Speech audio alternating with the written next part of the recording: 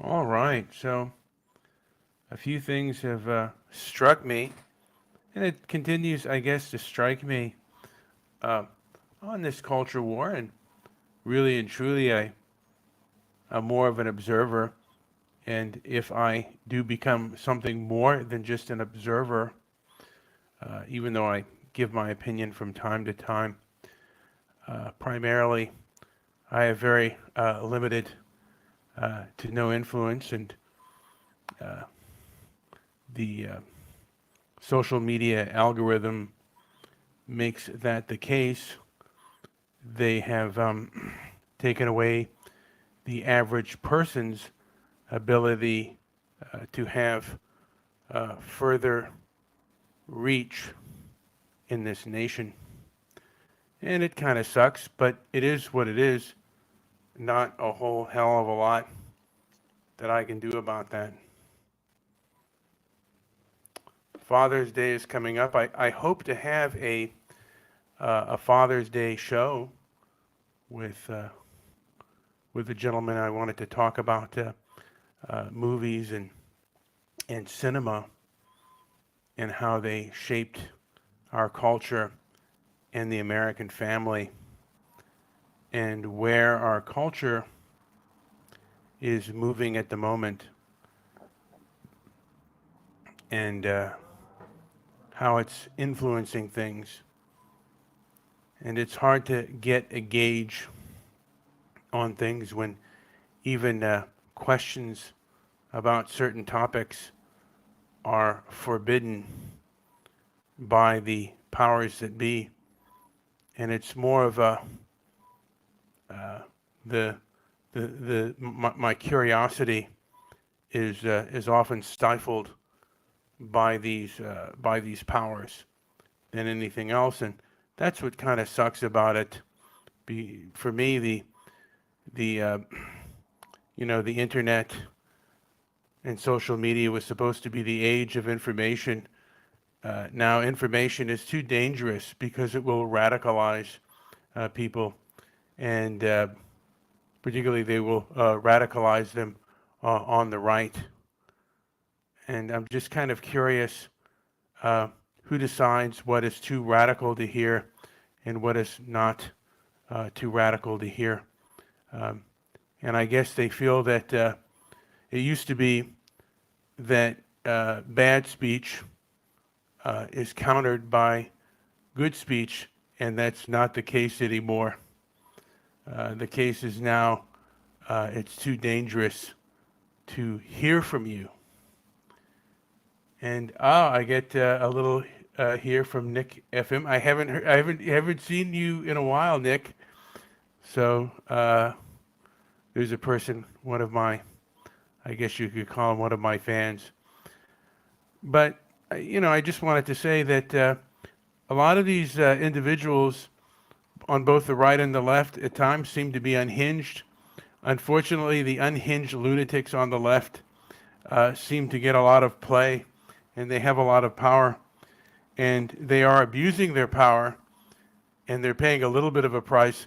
I would like to see them, to a degree, hopefully, pay more of a price, because anytime abuse happens, it should be punished.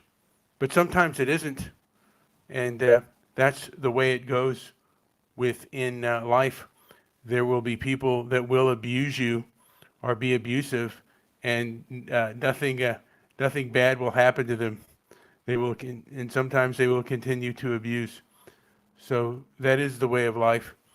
But I'm just seeing that and uh, pointing that out. And you know, you'd like to think that that the internet would bring on an enlightenment age, but it's the exact opposite. People are afraid to talk about politics, and if they say something that's too offensive uh, to to a certain group, they can punish you, and they have control of the court of public opinion. The internet has given them the court of public opinion, and they do not. They want to punish you without you even being having the ability to be heard, and that's kind of the sadness of it. Uh, and I was listening. I forget the woman's name. Let me see if I can. I'll look at my Twitter if I can find the woman's name. Who I am. Yet Talia Gavin.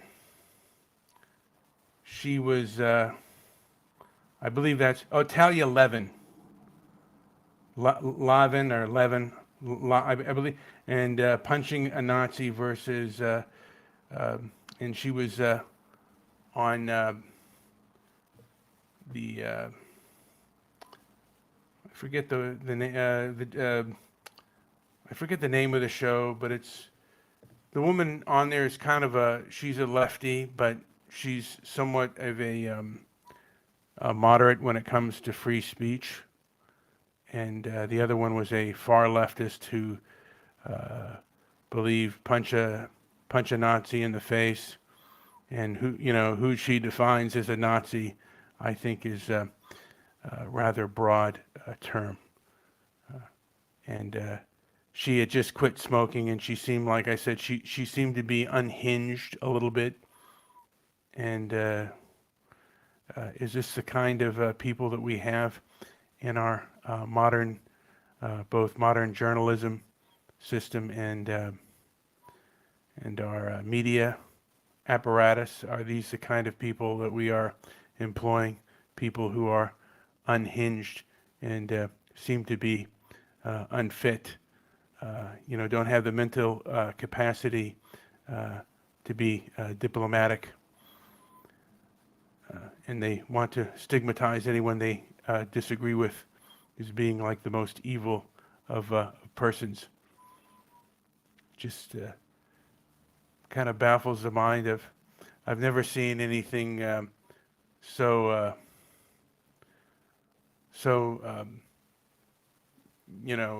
stupid. I mean, like, just foolish. I might put that out. I put that out on my Twitter, that person. And High Ridge Estates is back. He isn't back on the. These are a couple of my friends from Discord that have come on, and they are they are they follow me on Twitter as well. And we've had a few discussions. I've had a few discussions with him, and at first I was kind of angry at one because I thought he kind of belittled me, and I was really pissed. And I've grown up to a degree with a bit of a chip on my shoulder, and there is a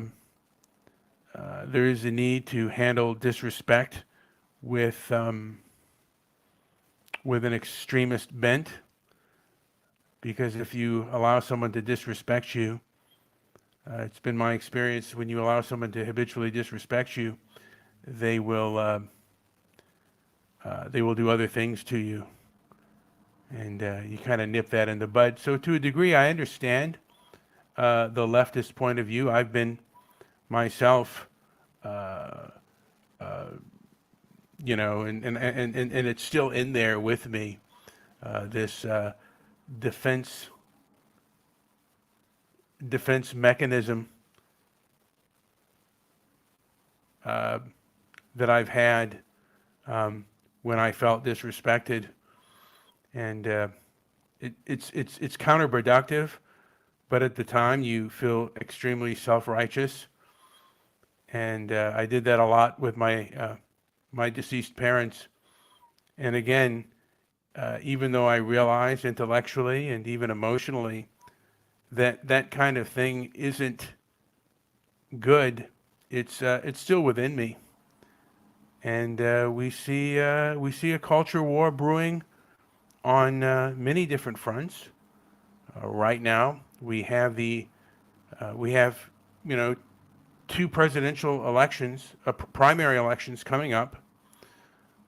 We have Biden, and Biden is facing two other challengers,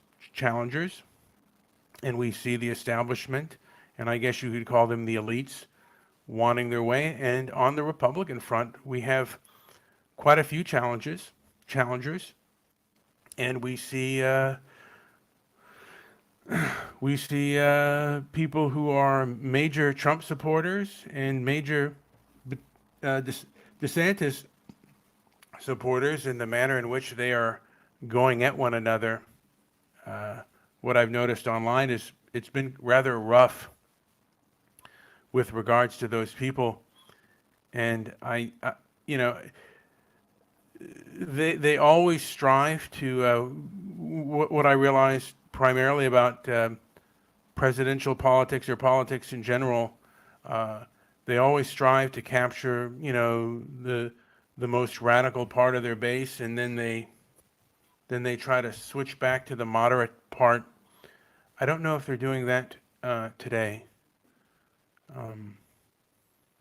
and there are quite a few things that seem like we are more distant than we are. We're more polarized than ever. And I don't know if we're more polarized because the loudest voices are the ones that are getting play, or if that's the way the people in this country feel. And again, it's hard to gain statistics on such things, because I think that people play with statistics, they play with numbers, and they've done this for years. I mentioned the Korean War. For a long time, we thought more people died in the Korean War. I think we thought that over 50,000 people died in the Korean War. Now it's more like under 40,000 died in the Korean War. So numbers and statistics have been off for years. And there are plenty of numbers and statistics. I'm not going to go into them now, but on a number of subjects that things seem to be hidden and played with. It feels like dishonest, but human beings by nature are dishonest when it comes to protecting themselves and protecting their ego. And I think that is the biggest issue right now is ego. And the ego protects itself, and the ego is a very strong narcotic, and rehab is very difficult. With that being said, I hope you like and subscribe to this channel. I am a struggling person. I never claim to be a Stoic. I struggle with my Stoicism, and just as I struggle with my weight and my diabetes and all the other things, eating correctly and doing the right thing. It's easy to know what to do, but not so easy to, talking about it is easier than doing it. Anyway, and it's easier said than done. Hey, like, subscribe, leave a comment down below if you agree or disagree with anything. I thank you so much for listening, those of you who did take the time to stop and listen. Whether you listen after or during the show, I really appreciate it. And best of luck, and hopefully we can get to perhaps a little bit more moderation within this society. Thank you for listening.